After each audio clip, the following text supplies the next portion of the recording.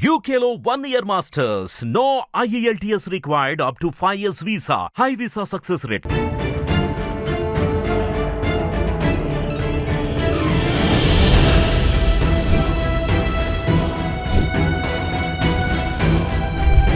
అనకాపల్లి జిల్లా రాంబెల్లి మండలం అచ్యుతాపురం ఫార్మసీస్ లో బుధవారం రియాక్టర్ పేలి ఘోర ప్రమాదం జరిగింది. ఈ ఘటనలో ఇప్పటి వరకు 18 మంది మృతి చెందగా మరో 50 మందికి పైగా గాయపడ్డారు. ఇంకా మృతుల సంఖ్య పెరిగే అవకాశం ఉందని అధికారులు భావిస్తున్నారు. అయితే ఈ సేజ్ లోని Essentia advance science private limited లో వందల సంఖ్యలో కార్మికులు సిబ్బంది పనిచేస్తున్నారు. ఈ నేపథ్యంలో సరిగ్గా మధ్యాహ్నం భోజనం విరామ సమయంలో 1:30 ప్రాంతంలో అందరూ భోజనానికి వెళ్లారు. ఇక అదే సమయంలో రెండో అంతస్తులో రియాక్టర్ పేలింది. వెంటనే మంటలు, దట్టమైన పొగ వ్యాపించింది. విధుల్లో ఉన్న సిబ్బంది, కార్మికులు, భోజనానికి వెళ్లిన ఉద్యోగులు అవస్థలు పడ్డారు.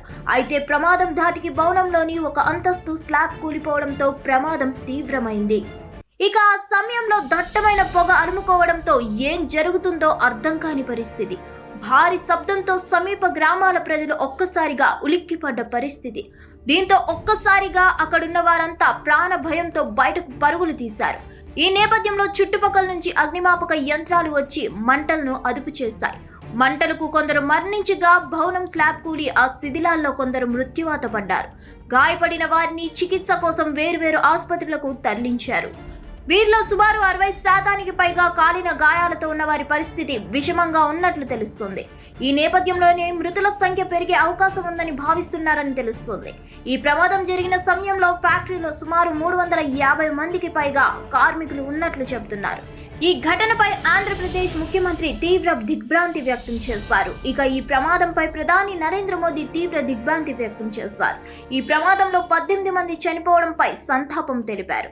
ఈ ప్రమాదంలో మృతుల కుటుంబాలకు 2 లక్షల పరిహారం, క్షతగాత్రులకు 50,000 అందించనున్నట్లు తెలిపారు.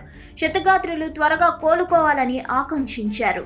ఎసెన్షియా ఫార్మా కంపెనీలో ప్రమాదం దురదృష్టకరమన్నారు డిప్యూటీ సీఎం పవన్ కళ్యాణ్. హోంమంత్రి వంగలపూడి అనిత ఈ ఘటనలో పెద్ద సంఖ్యలో సిబ్బంది ప్రాణాలు కోల్పోవడం, 50 మందికి పైగా తీవ్రంగా గాయపడ్డారని, ఈ ఘటన తనను కలిచివేసిందని ఆవేదన వ్యక్తం చేశారు. అలాగే ఘటనపై మాజీ ముఖ్యమంత్రి వైఎస్ జగన్ దిగ్భ్రాంతి వ్యక్తం చేశారు.